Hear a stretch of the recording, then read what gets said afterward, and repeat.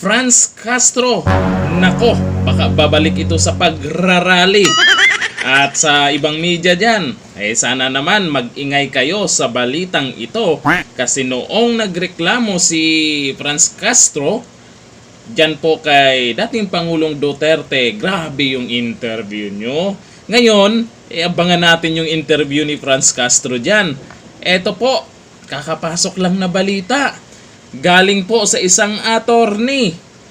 Case of Franz Castro versus PRRD. Dismiss. Oo, tama kayo sa narinig nyo.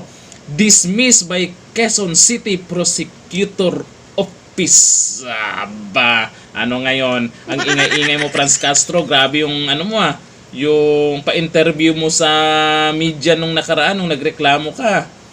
Parang pinapalabas nyo, takot si Tatay Digong dyan sa nireklamo nyo. O ngayon, ang resulta, pahiya kayo. Mga kaliwang grupo. Pahiya. Mahanapan talaga ng lusot yung reklamo mo. Kasi gigil na gigil ka doon. Akala mo naman talagang parang inaamin mo na ikaw talaga yung Franz na binanggit ni dating Pangulong Duterte. Kasi kung inamin mo na ikaw yung pangalan na Franz doon, ay talagang inamin mo rin na ikaw ay kasama dyan sa makaliwang grupo. Di ba?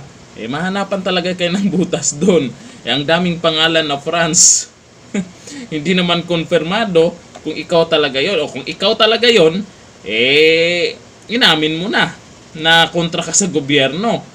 Di ba? Kasi alam mo naman yung makaliwang grupo, puro kontra. Ngayon, ito po ang abangan natin kung mag-ingay po ang media. Ito po ang abangan natin kung magpa-interview si Franz Castro tungkol dyan.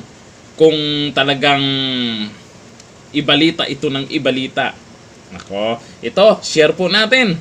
At tingnan natin yung reaksyon ng mga sumuporta dyan kay Franz Castro. May mga sumuporta pa ba? Comment down below. Hanggang dito na lang. Thank you. Bye-bye.